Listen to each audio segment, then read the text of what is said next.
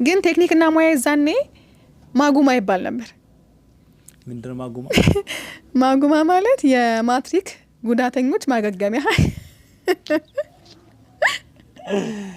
እሺ እና በቃ እኔ ማጉማ አልገባም ብዬ ነበር ያለቀስኩት የነበረውና ደግሞ የምርም ማትሪክ ያልመጣለት ብቻ ነበር የሚገባው ቴክኒክና ሙያ ዛኔ። ከዛ ግን ፊልዱን ግን አሳነሰ ትማራለህ። ሰርቬይንግ ብቻ ገባሁኝ እንደምንም። ግን ልክ ስማረው በጣም ወደድኩት። በጣም የምር ወላሂ ወደድኩት። በጣም ወድ ተማርኩኝ። ከዛ ማለት መንገድ መቀየስ። አዎ ኦኬ። እና በቃ ኦልሬዲ የኢንጂነሪንግ ክፍል ነው ተብሎ አሳምነውኛል። የምር ስገባበትም እንደዛው ነበረ። ከዛ የሚገርም ነገር ውጭ ላይ ሳይት ምናምን ስንወጣ እኔ ሴቶቹ 5 ምናምን ነበርንና እኔ አብሬያቸው አልጫወትም። ከወንዶቹ ጋር አብሬ ተጋፍቼ እንትን ቴሎ ላይት ለማቆም ምናምን ሮራጥ ነበር። በጣም ነው የምወደው የነበረው። የምር ደግሞ ተሸልሜበት ነው የሰራሁት የተማርኩት ስማር። ኦኬ። በቃ ጥሩ ውጤት አምጥቼ ተሸልሜበታለሁ። ብቻ ጥሩ ነበር ውጤቴ እና ሰራበታለሁ። በቃ ስለምወደው ሰራበታለሁ ብዬ አምኛለሁ።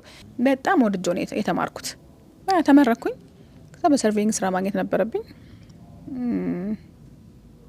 ያው ቴፒ ላይ ስራ የለም። መታራ የሚባል ሀገር ስራ አለ ተባለ እና መታራ ካልሄድኩ ካልሰራሁ አልኩ። ብቻዬን ነው እንዳልኩ ከአባቴ ጋር ነው የምኖረው። እኔና አባቴ ብቻ ነው የምንኖረው። ቀላል ነው ግን እንደዛ መወሰን ማለት ቤት ሆነሽ ምናምን ቆይተሽ የሆነ ሰዓት ተነስተሽ ብቻሽን ለመኖር መወሰን መስራት እንዳለብኝ አምናለሁ። ፕላስ ደግሞ እኔና አባቴ ስንኖር አባዬ በሆነ ወቅት ላይ ያለውን ነገር ሁሉ አጥቶ ነበረ። ፈርኒቸር ቤት ነው የነበረን። በዚህ መሀል ላይ አባዬና እኔ ስንኖር በቃ አባዬ የነበረውን ገንዘብ ነው የምንጠቀመው የነበረው።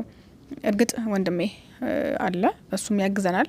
ግን ደግሞ አለ አይደል ራስን መቻል አለብኝ፣ አባቴ ማገዝ አለብኝ፣ በቃ ራሴን ደግሞ ችዬ መኖር አለብኝ የሚል ደግሞ ፍላጎት አለኝ። ከዛ ውጭ ደግሞ የተማርኩት ትምህርት እዛ ቦታ ሊሰራበት አልችልም።